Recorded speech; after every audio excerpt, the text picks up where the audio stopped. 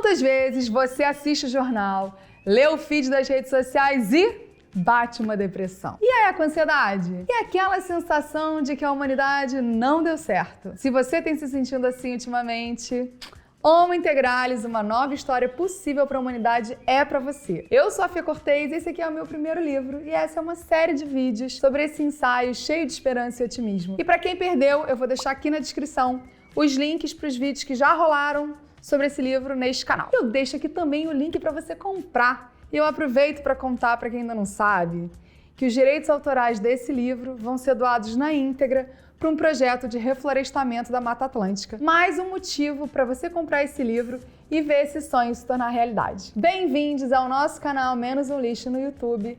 E antes de começar o vídeo em si, eu vou te pedir para curtir, compartilhar, comentar, se inscrever, porque em tempos de algoritmos de redes sociais isso é super importante pra gente. Mas afinal, Fê, como recriar uma história para a humanidade que não seja de colapso, de catástrofe, de distopia? O aquecimento global é real, as mudanças climáticas idem. A Amazônia está em chamas, a economia está colapsada e a gente ainda tem uma pandemia rolando no mundo. Tudo isso está acontecendo. Mas e tudo que também está acontecendo e que não ganha espaço no feed? Que não ganha espaço na grande mídia? E que você não está sabendo? Será que a gente vai conseguir criar outras visões de mundo se não houver uma outra história sendo contada? E será que o poder das narrativas é forte o suficiente para despertar novas possibilidades? Mas antes, deixa eu te dar um exemplo bobo de como aquilo que a gente vê interfere muito mais do que a gente imagina na nossa psique, na nossa forma de pensar e, consequentemente, na nossa forma de agir. Quantas pessoas você conhece que tem medo de andar de carro? E de avião? Você sabia que a probabilidade de uma pessoa morrer num acidente de carro é 1 em 18 mil? E dela morrer num acidente de avião é 1 em 8 milhões? Mas por que será que tanta gente entra em pânico, passa mal,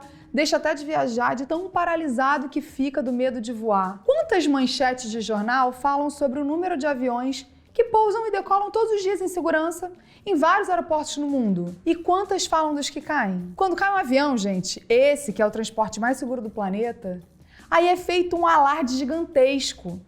Mas quantas pessoas de fato morrem em desastres de avião ou atropeladas, por exemplo, ou em acidentes de motos? Esse é um pequeno exemplo de como as narrativas influenciam o nosso comportamento muito mais do que a gente imagina. E a mídia, gente, ela quer audiência. Ela quer audiência para ter anunciante. E as histórias que causam medo, horror e esse tipo de sentimento na gente faz com que as pessoas se engajem mais com as mídias. Então, vira uma roda do rato de notícias ruins, que geram medo, que ajudam no controle e na disseminação de padrões de consumo que interessam aos anunciantes e que criam uma ideia de que a humanidade deu errado. Mas isso, gente, é uma percepção parcial do que está acontecendo. Não que essas histórias sejam mentiras, mas elas são apenas uma visão, uma forma de ver, uma lente da realidade. E eu diria mais, elas são extraordinárias, porque o ordinário não vende. Então, gente, se a gente quer sonhar e construir uma nova história, que não seja distópica, que não seja o apocalipse, como as coisas que a gente vê por aí, a gente vai precisar de novas narrativas. E eu trago essas histórias inspiradoras e reais no livro. Você quer ouvir uma delas? Eu vou ler para vocês um trechinho que eu tenho certeza que vai inspirar. O homem que parou o deserto. Anos 80. Uma seca terrível atinge a região de Sahel, no país conhecido hoje como Burkina Faso, uma ex-colônia francesa. Historicamente, ao longo de décadas, milhões de pessoas morreram em consequência da fome e da miséria, causadas pela diminuição abrupta na precipitação pluviométrica anual. Poços secaram, lençol freático idem e milhões de pessoas abandonaram suas terras por não terem como sobreviver. Mas Yakuba Sawadogo não. Afinal, seu pai estava enterrado ali, na sua fazenda, uma terra ocupada há muito tempo pela sua família de geração em geração. Era uma terra considerada sagrada. E esse senhor, que na época que essa história foi contada não sabia quantos anos tinha, mas já tinha bisnetos, devia ter para lá de seus 70 anos, já havia criado uma forma de se relacionar com ela que traria para sua família um desfecho diferente, mais próspero. Não só para ele, como para a transformação que se deu na região pela inovação por ele desenvolvida. Yakuba é conhecido na sua região como o homem que parou o deserto, já que graças à sua iniciativa, a região que de savana passou a deserto com a seca, entrou na pauta de pesquisadores do Departamento de Pesquisas Geológicas dos Estados Unidos, que a classificaram como a maior transformação ambiental positiva no Sahel e talvez em toda a África. E tudo começou na crise das mudanças climáticas, que ele afirma terem sido a causa da desertificação e sobre a qual afirma que tem algo a dizer.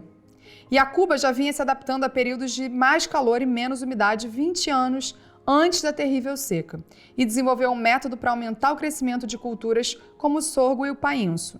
Sua técnica inovadora, do qual se orgulha, era misturar esterco de boi aos ais, nome dado aos poços superficiais cavados nas raízes das culturas para recolher e concentrar as escassas chuvas.